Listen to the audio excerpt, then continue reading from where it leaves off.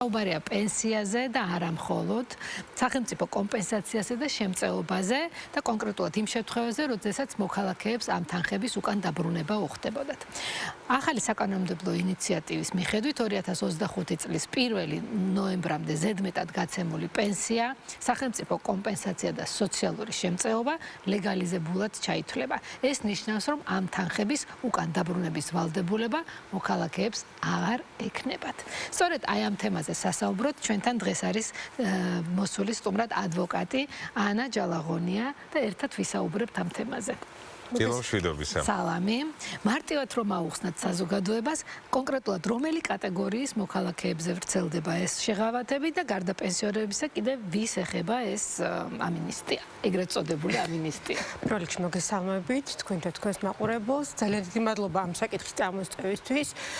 იქიდან გამომდინარე, რომ უმეტესად აღიქმება, რომ ეს ეხება მხოლოდ პენსიონერებს, მნიშვნელოვანია საზოგადოებას განემარტოს ის ბენეფიციარები, ის ჯგუფი და ის საკმაოდ ფართო წრე, ვისაც შეიძლება ეს შეეხოს.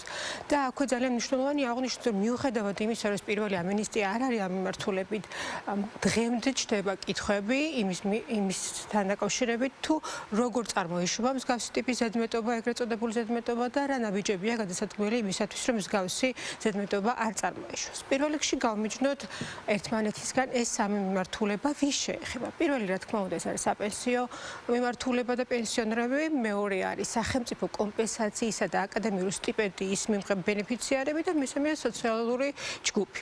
ამ სამი მიმართულების ბენეფიციართა წრე არის საკმაოდ ვრცელი. რა თქმა უნდა, პირველი და მესამე კატეგორია რა თქმა უნდა გასაგებია, მაგრამ მეორე კატეგორიას განმარტავდი, იმიტომ რომ ეს ეხება იმ პირებს, მაგალითად, ვინც სახელმწიფო სამსახურში იყვნენ, დაწყებული სამართალდაცვის სტრუქტურებიდან დამთავრებული მოსამართლეებისა და დეპუტატების და დიპლომატების. იმიტომ რომ ანუ ეს არის ის კატეგორია პირების, ვინც სახელმწიფოს ემსახურა და აქედან გამომდინარე მიიღო გარკვეული დამსახურება სახელმწიფო კომპენსაციის, მხარდაჭერის თუ სხვა სახით. ასევე ეს ეხება პირებს, ვინც მარჩენალ დაკარგულები არიან. ეხება ისეთ პირებს, ვისაც მაგალითად ასაკობრივიდან მოუწიათ გასვლა, ასე ვთქვათ, სამსახურეობრივი მოვალეობიდან და იღებენ მხარდაჭერას. ეს ეხება მეცნიერებს, ვინც იღებენ აკადემიურ სტიპენდიას. ანუ საკმაოდ ვრცელია, რომ ჩამოვყვეთ თითოეული ჯგუფიც კიდე ქვეჯგუფებად იყოფა. საკმაოდ ვრცელია და საკმაოდ დიდია ის გავლენა, რომელსაც ეს გადაწყვეტილება საზოგადოებაზე ასახავს და აქედან გამომდინარე ძალიან დროული, საჭირო და ასე ვთქვათ, შედეგობრივად მაღალი შედეგის მატარებელია ფინანსური ტვირთის მოხსნის ნაწილში. დიახ, და პრაქტიკული თვალსაზრისით, რას ნიშნავს ტერმინი ლეგალიზებული? და როგორ აისახება ეს სხვადასხვა კატეგორიის ჯგუფებზე? ძალიან საინტერესო არის. ძალიან სწორი კითხვაა, მადლობა. ამის განმარტების შესაძლებლობა რომ მომეცით, თუმცა მანამდე მინდა აღვნიშნოთ, რას ნიშნავს ზედმეტად დაიწყო. ეს აუცილებელია, რომ ლეგალიზება წარმოიშობა ეს ზედმეტობა. როგორც წესი, თითოეული ამ კატეგორიას აქვს დათქმა, როდის შეიძლება შეწყდეს ან შეჩერდეს ამ კომპენსაციისა თუ მხარდაჭერის თუ პენსიის მიღების მოცემულობა. ეს არის პირდაპირ ბმაში იმ რეალობასთან კონკრეტულ პირს როგორ რეალობა აქვს. თუ საპენსიო მიმართულებაში შესაძლებელია ჩვენ ასე თუ ისე გვესმოდეს, აღქმადი იყოს, მაინც განმარტავ მე-12 მუხლის მეორე ნაწილი პირდაპირ ამბობს, როდის არის ეს მოცემულობა, ანუ გარდაცვალება არის ერთ-ერთი გარემოება. თუმცა ამ შემთხვევაში წარმოიქმნება მეორე პრობლემა, ეს არის მემკვიდრეზე გადადის გარკვეული ვალდებულებები, რომელიც ასევე რთულ სირთულეს წარმოადგენს. თუმცა სხვა შემთხვევაში ყოველთვის არსებობს ინფორმაციის ნაკლებობა, თუ როგორ უნდა მოიქცეს პირი, რომ ეს ზედმეტობა არ წარმოიშოს. მაგალითად, თუ შეიცვალა სამართლებრივი სტატუსი, ან პირი თუნდაც დასაქმდა საჯარო სამსახურში და მას უკვე აქვს ვალდებულება 15 დღის ვადაში მიაწოდოს შესაბამისი ინფორმაცია, შესაბამის სტრუქტურას, ორგანოს მარეგულირებელს, რომ მას კომპენსაციის მიღების, სტიპენდიის მიღების, სოციალური დახმარების მიღების სტატუსი შეიცვალა, აღარ აქვს. გამომდინარე იქიდან, რომ ინფორმირებული არ არის მოსახლეობისა, რომ ეს მისი ვალდებულება არის, რომ უნდა მიემართა. და არ მიმართა და ამ შემთხვევაში უკვე წარმოიშვა. მან მიიღო იმაზე მეტი სარგებელი, ვიდრე მის სამართლებრივი მიმდინარე სტატუსი ითვალისწინებს. რა დროსაც უკვე მან გააფორმა ხელშეკრულება მაგალითად რომელიმე კომპანიასთან უნდა ან თუ სოციალური ზეა სტატუსი შეიცვალა, აქედან გამომდინარე წარმოიქმნება ეს მოცემულობა. რა თქმა უნდა, კი. მაგრამ ეხლა ეს ყველაფერი წარსულია უკვე, ხო? ნახეთ, ხდება ბაზების აი ეს მნიშვნელოვანია განმარტოთ, იმიტომ რომ ამნისტია არის ერთჯერადი აქტი. ასეთი დავალიანება შეიძლება წარმოიშოს თუ მოქალაქე არ იქნება ინფორმირებული რა შემთხვევაში წარმოიშოს. მომავალში შეიძლება წარმოიშოს და მე ეს არ ნიშნავს კონკრეტულად. ეს არის მნიშვნელოვანი, რომ მოქალაქეები არ შევიყვანოთ შეცდომაში და არ ეგონოთ რომ ეს მუდმივად ასე იქნება. ეს არის ერთჯერადი აქტი, ეხება 21 წლიდან 25 წლამდე მოცემულობას. ანუ არსებობდა წინა ამინისტია, რომლის ფარგლებში დარეგულირდა და 21 წლამდე მოცემულობად, იყო არსებობდა გარკვეული პრობლემატური მოცემულობა, იქ სასამართლო დავები აღსრულების მექანიზმები იყო გადაწყებული 21 წლიდან 25 წლამდე ამინისტია ვრცელდება ამ მონაკვეთზე და ეს არ გავრცელდება სამომავლოდ. ამიტომ მნიშვნელოვანია მოსახლეობა მიცოდეს, თუ მათ შეეცვალა სტატუსი, ან ის გარემოება, რომლის ფარგლებში ისინი იღებდნენ მხარდაჭერას, სტიპენდიას თუ სხვა სახის სახელმწიფო ფინანსურ მოდით აქაც დავაკონკრეტოთ, ანუ 2026 წელს თუ წარმოიშვა ეს უკვე ახალი ეს არის 25 წლამდე ნოემბრამდე. არის მითითებული კონკრეტული ვადები, რომლის ფარგლებში ეს მოცემულობა ითვლება ამინისტირებულად, ანუ ლეგალიზებულად და ამასაც განმარტავ, რას ნიშნავს, თუმცა მანამდე ძალიან დიდი მნიშვნელობა აქვს ამას, რომ მოსახლეობამ იცოდეს, რა შემთხვევაში შეექმნება ესეთი სამართლებრივი პრობლემა. იმიტომ რომ ეს არ არის მხოლოდ ლოკალური სამართლებრივი პრობლემა, ეს არის პრობლემა, რომელიც გადაისახება ფინანსურ პრობლემაში, გადაისახება სოციალურ ჩართულობაში, იმიტომ რომ შეიძლება შეეხოს ანგარიშების დაღებას, გარკვეულ აქტივობას და ასე შემდეგ და ასე შემდეგ. ანუ ეს არის პრობლემა, რომელიც პენსიონერების შემთხვევაში ეს არის კატასტროფა. ყოველ შემთხვევაში სოციალური ჯგუფი ძალიან მოწყვლადია. წარმოიდგინეთ, ეხლა ისედაც მოწყვლადი კატეგორია და დამატებით პრობლემა რო შეექმნება, ხო? ამიტომ მნიშვნელოვანია ხაზგასმის, ეს არის ამინისტია და არა მუდმივად მოქმედი საკანონმდებლო აქტი, რომლის ფარგლებში სწორედ ეგ ვიგულისხმე რომ დავაკონკრეტოთ. ანუ ეს არის როდის წარმოიშობა. რა თქმა უნდა, აქვე მინდა აღვნიშნო, რომ ეს გარკვეული ბაზების ხარვეზების პრობლემაც არის, თუმცა მთავარი არის ის, რომ მოსახლეობამ საკუთარი ვალდებულება სტატუსის ცვლილებასთან ერთად აღიქვას. უნდა დააფიქსიროს შესაბამის უწყებაში. კი ბატონო, დაუბრუნდებით თქვენ კითხვას. რას ნიშნავს ლეგალიზაცია?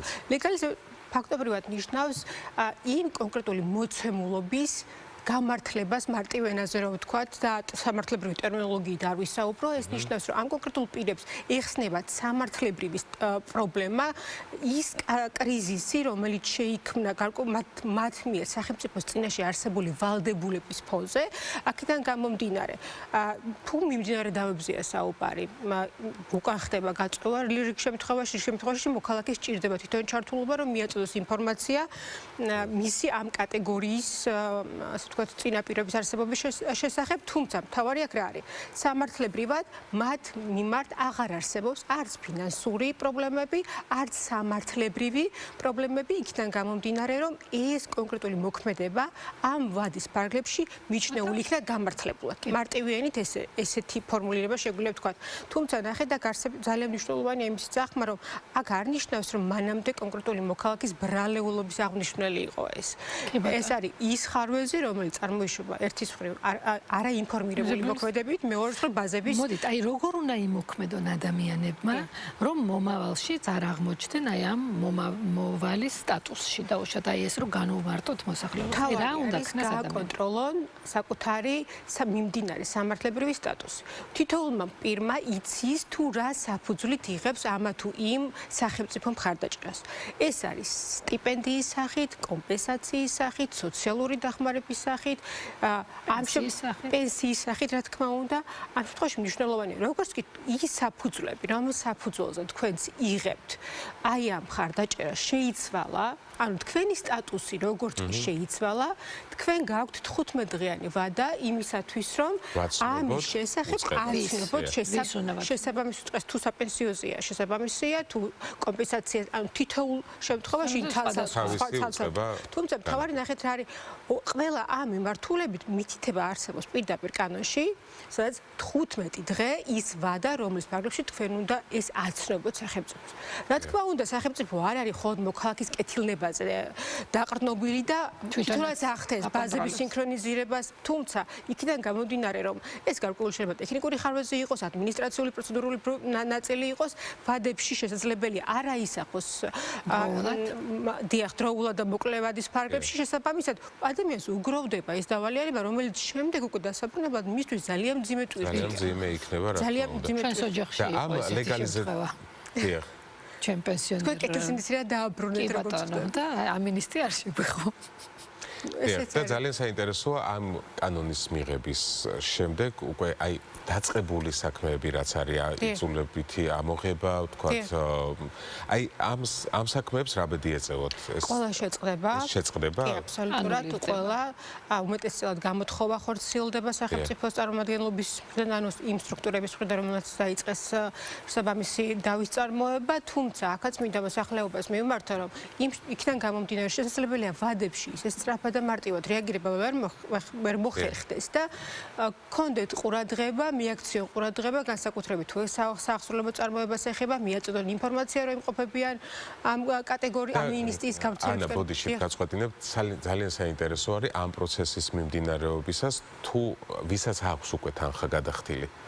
ამ შემთხვევაში ეს თანხა დაბრუნდება? არა, სამწუხაროდ პირდაპირ დათმა არსებობს. ასრულების პროცესს გულისხმობ. ვისაც რომელიც ამ წელში ჯდება. დიახ, ვისაც გადახდილი აქვს. მათ უკან თანხა არ უბრუნდებათ. იმიტომ პირდაპირ არსებობს დათქმა და მითითება განმარტებით ბარათშიც იყო ეს ასახული და მთავარი мотиваცია ის იყო, რომ სახელმწიფო ვერ მიიღებს ვალდებულებას, ანუ უკან დასაბრუნებელი თანხების კონტექსტში, იმიტომ რომ ეს დამატებითი ტვირთი იქნება სახელმწიფომ ისედაც გაიღო კეთილინება და უარი საკმაოდ დიდი თანხა, 4 მილიონზე მეტია ჯამურ ეფექტში, თუმცა იმის გათვალისწინებით, რომ ამ შემთხვევაში საუბარი იყოს მოქალაქეებისთვის არსებული მძიმე ტვირთის მოხსნაზე, აქ სახელმწიფო მიიღოს გადაწყვეტილება. თუმცა უკვე გადახდილი თანხები, ეს ის მოცემულობა, რომელიც დამატებით ფინანსური ტვირთი იქნებოდა ბიუჯეტისთვის და ამ ნაწილში პირდაპირ მოხდა ხაზგასმა, რომ უკვე გადახდილი თანხების უკან დაბრუნება არ მოხდება. დიახ, ეს კითხვა სპეციალურად იმიტომ დავსვით, რომ მოქალაქეებს არ გარჩენოდათ. დიახ, ანუ მესმის რომელიც შესაძლოა მოქალაქეს გაუჩნდეს. შეიძლება გაუჩნდეს უსამართლობის განცდა იქიდან გამომდინარე, რომ არც ეს კატეგორია არ არის ფინანსურად სტაბილური ჯგუფი და მათთვის გადახდილი სახსრები საკმაოდ მნიშვნელოვანი სახსრებია. მესმის მათი, თუმცა სამწუხაროდ ეს ის მაქსიმუმია, რაც სახელმწიფო შეიძლება და ეს ვალდებულებაც რო იხსნება, ესეც ნამდვილად დიდი შესაძლოა. ძალიან დიდი ტვირთია მეცნიერად ჩათვალეთ. სამოქალაქო აქტივობიდან ბრუნვიდან იყვნენ ეს ადამიანები ამოვარდნილი, იქიდან გამომდინარე, რომ როცა აღსრულება მიმდინარეობს, როცა იძულებითი აღსრულება განსაკუთრებით ძალიან მძიმე ტვირთია, ეს დაკავშირებულია ანგარიშებთან, წვდომის შეზღუდვასთან და ასე შემდეგ რიგ მოცემულობასთან. თან თუ საუბრობთ საპენსიოზე, მაგალითად ეს შეიძლება პოტენციური მემკვიდრეობის პრობლემა იყოს ასევე. არც ერთი ეს ჯგუფი არ არის ის ჯგუფი, რომელთვისაც არ არის მარტივად გამკლავებადია ეს ფინანსური დამატებითი ვალდებულება. ძალიან ხშირად ზედმეტად დარიცხული ეს პენსია ვლინდება, როდესაც პენსიონერი გარდაიცვალა ხოლმე და შემდეგ ეს სამართალ მემკვიდრეზე გადადის ეს პრობლემა. აი ამ ასპექტში რომ განვმარტოთ კარგად როგორ ძალიან კარგი კითხვა, იმიტომ რომ საკმაოდ მოწყვლადი არის ეს ჯგუფიც, იმიტომ რომ ჩათვალეთ, რომ ადამიანი გარდაგეცვალათ, გააქვთ ძალიან მნიშვნელოვანი ადამიანური დანაკლისი და ამას ემატება ის, რომ თქვენ გიჩნდება სამართლებრივი და ფინანსური პრობლემაც. სამართლები იქიდან გამომდინარე შეიძლება თქვენ საქმის კურსში არ ყოფილიყავით, რომ არსებობდა გარკვეული ზედმეტადარიცხული თანხა და სახელმწიფოს აქ ვალდებულება მოითხოვოს ეს ზედმეტადარიცხული თანხა უკან. ამ დროს რა თქმა უნდა, ამ ერთ დანაკლის მეორე დანაკლისი ემატება. ძალიან რთული და მძიმე ტვირთი იყო მოსახლეობისთვის, თუმცა საბედნიეროდ ის სიახლე ასევე მათაც შეეხება და მათ მიმართ არსებული ვალდებულებაც ასევე ანულირდება ამ მინისტრის ფარგლებში. ძალიან დიდი მადლობა. ძალიან საინტერესო ინფორმაცია მივაწოდეთ ჩვენს მაყურებელს, რომელიც აი ამ სამივე კატეგორიაში შედის და ჩვენთან სტუმრად იყო ადვოკატი ანა ჯალაღონია, მაგრამ ამავე დროს არ შემიძლია რომ ადვოკატთა ასოციაციას ძალიან დიდი მადლობა არ გადავუხადო, იმიტომ რომ ყოველთვის გვერდში გვიდგას აზრს და ძალიან მნიშვნელოვან რჩევებს უზიარებენ ჩვენს ტელემაყურებელს და დიდი მადლობა. და დილას მოდიან ჩვენთან სტუმრად და აი ესეთ საინტერესო თემებზე ვსაუბრობთ ერთად.